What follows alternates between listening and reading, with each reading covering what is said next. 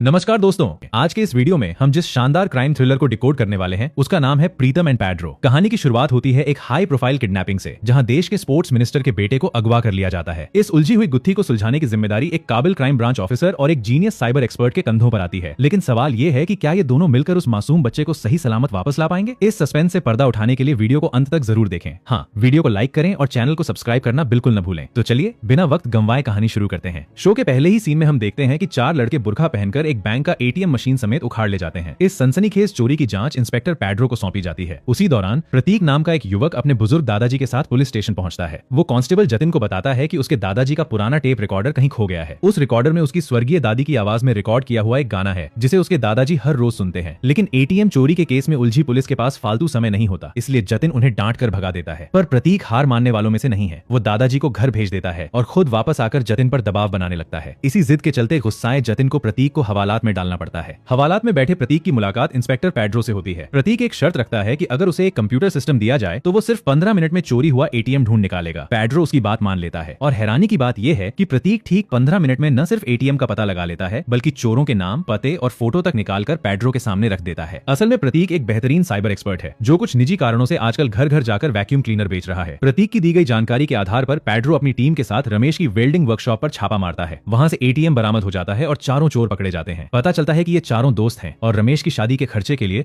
उन्होंने ये चोरी की थी। प्रतीक की इस काबिलियत से पैड्रो काफी प्रभावित होता है और उसे घर तक छोड़ने जाता है। रास्ते में पैड्रो उससे उसकी टेक्निक का राज पूछता है। प्रतीक समझाता है कि उसने चोरी के वक्त आसपास के एक्टिव मोबाइल नंबरों की लिस्ट निकाली, फिर कॉल पैटर्न को एनालाइज करके उन 4 नंबरों को ट्रैक किया जो आपस में बात कर रहे थे। इसके बाद सोशल मीडिया के जरिए उनकी पूरी कुंडली खंगाल ली। बदले में प्रतीक पैड्रो से अपने दादाजी का टेप रिकॉर्डर ढूंढने की गुजारिश करता है। एटीएम केस सुलझाने के बाद डीआईजी पैड्रो को स्पोर्ट्स मिनिस्टर डीएन के बंगले पर भेजते हैं। मिनिस्टर की पत्नी का फोन गायब था। जांच के दौरान पैड्रो की मुलाकात मिनिस्टर के बेटे बिनी से होती है। वो नोटिस करता है कि बिनी के हाथ पर पटाखे से जलने का ताजा निशान है। जब पैड्रो फोन के बारे में पूछता है तो बिनी वहां से भाग खड़ा होता है, जिससे साफ हो जाता है कि फोन उसी के पास है। लेकिन मिनिस्टर डीएन अपने बेटे से सख्ती से पेश आने की इजाजत नहीं देते और जल्द से जल्द फोन ढूंढने का हुक्म देते हैं। अपनी नाक बचाने के लिए पैड्रो बाजार से वैसा ही एक नया फोन खरीदता है और एटीएम चोर रमेश को धमकाकर उस पर चोरी का झूठा इल्जाम डलवा देता है। पैड्रो ये झूठी कहानी मिनिस्टर को सुनाता है, लेकिन तब तक बिनी के कमरे से असली फोन मिल चुका होता है।